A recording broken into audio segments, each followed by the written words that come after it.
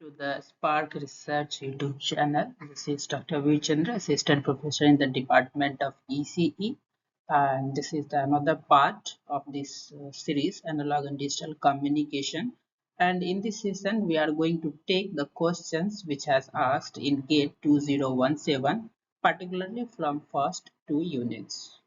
Right. So in our upcoming sessions, we will also focus how can we prepare for GATE 2027. So you can stay tuned for our this series GATE 2027 series, right? Okay. So here is the overview for your analog and digital communication.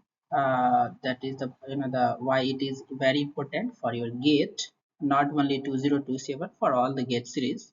Whenever you are going through these particular topics like amplitude modulation, demodulation, and angle modulations, definitely in all years, at least two questions are the repeating. So if you are aware with these topics, na, definitely you can grab at least 2 to 4 marks. Very much sure, right?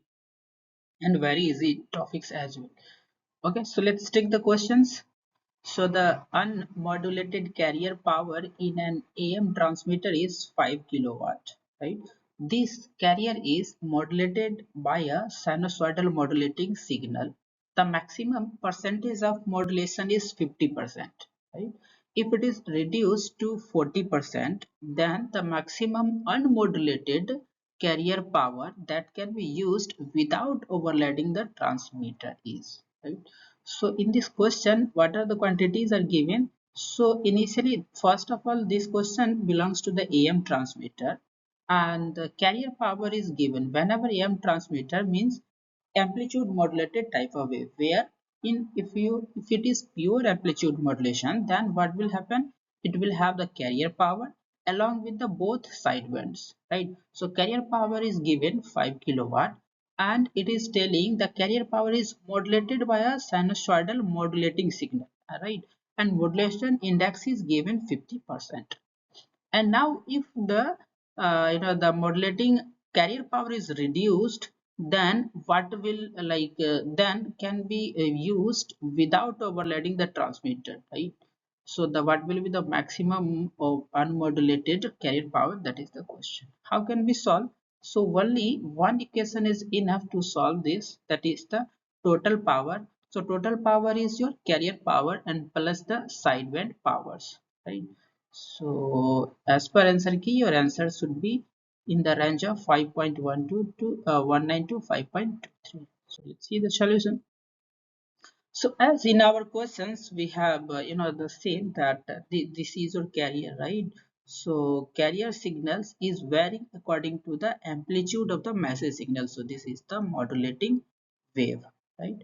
And now unmodulated carrier power is given, that is 5 watt, and max modulation is reduced from 50% to 40%.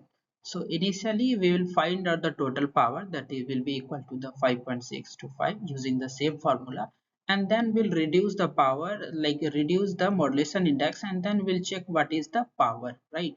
So the answer will be 5.21. So let's see the more detailed calculations. First of all, what are the given quantities? So in our question, given that carrier power is 5 kilowatt, maximum, then modulation initially is given, modulation index is 0.5. So use this formula in order to find out the power, right? So PT is equal to PC 1 plus m square by 2. M is the modulation index. Once you will put, you will get the total power is equal to 5.625. So this is the total power when the modulation index is 0.5, right? Now according to question, your modulation index will change to the 0.4, right? So whenever it will change to 0.4, then power is the total power is same, right? But what will be the carrier power? That is the question, right? So if we will put in the same formula only, then we will get the carrier power is equal to 5.21 kilowatt. So this is the answer as per your answer keys. Okay. Okay, we will take one more question now. So in this question, a modulated signal given by xt is equal to 5 sine this angle is fed to a phase modulator, right? So this question belongs to the phase modulation. With phase deviation is given, Kp is always constant, is given 5 radian per volt. If the carrier frequency is 20 kilohertz, then the instantaneous frequency is being asked, right, at particular time, right? So since this belongs to the angle modulation, that is phase modulation, so your frequency will change according to the message signal. So in this question asking what will be the instantaneous frequency at particular time t is equal to 0.5 millisecond, right? All these xt is given, that is modulating signal, and the your kp, that is time, the constant is also given, right? So this is the actually the instantaneous frequency for your phase modulation, that is theta t is equal to instantaneous angle, that is omega ct plus kp mt. So this is the instantaneous angle, and so if we'll divide, that is d omega by dt, that is the theta is equal to so 1 by twice by, and this will get the instantaneous frequency, right? So, and this is actually the masses modulating maxis signal, and this is the the somewhat related to your x of t, right? So okay, so let's see, as per your answer key, your answer should be 70, right? So here is the some basic detail about the phase modulation before solving this question. So suppose this is the message signal and this is the carrier frequency, right?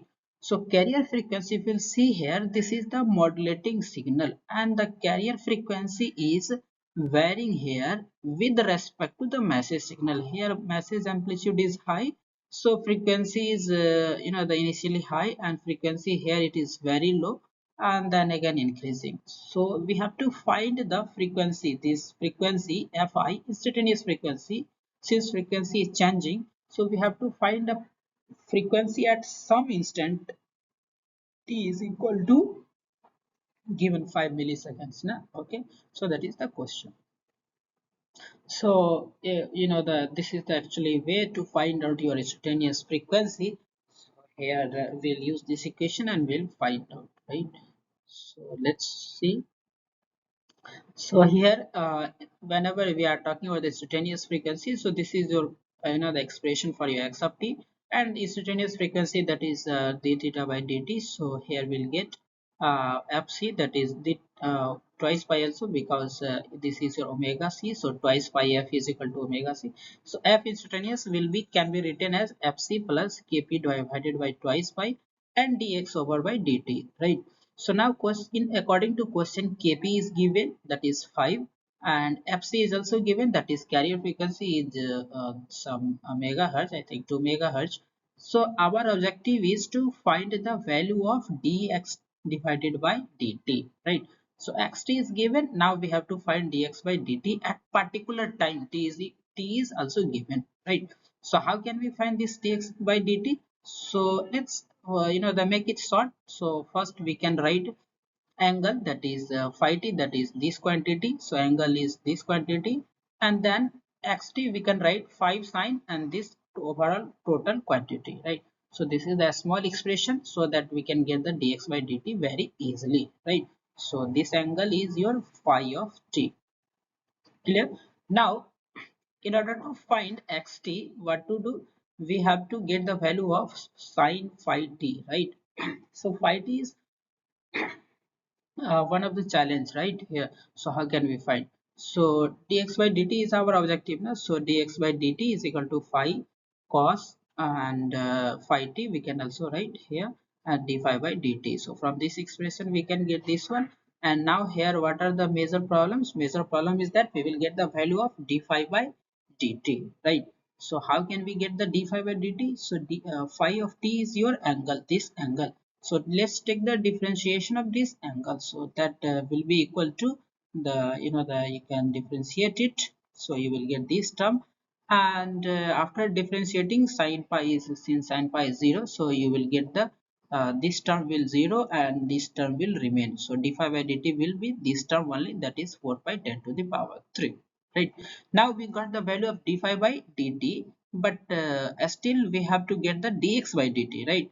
So in order to get the dx by dt, we got the d phi by dt. Now our objective is to get 5 cos phi t. So we have to get the value of phi of t, right? So phi of t means this quantity, right? So phi of t we can get 4 pi this quantity, and then t here we can the phi of t integrate, or you can put the t right directly here, and minus of tan cos, and then pi value also you can put right here. If you put the value, then phi of t you will get the value of 12 pi. So cos 12 pi is how much? From here only cos 12 pi is your 1, right? So finally your now our final objective is to get the value of dx by dt, right? This one. So dx by dt is your 5 cos also we got, that is cos 12 by 1, and then d phi by dt, that is your here 4 pi to 10 to the power 3, right? So finally dx by dt is twice pi to 10 to the power 3. So now in this equation we can put all the values. So fc is given 20 kilohertz, and kp by twice pi, kp is also given 5, and dx by dt we got like so 20 pi into 10 to the 5. If you will put all these values, you will get fi is equal to 70 kilohertz, right? So that's all in this session. Thank you to join. If you have any doubts, please drop your comments, and shortly we will come with the 2016 get. Okay, thank you.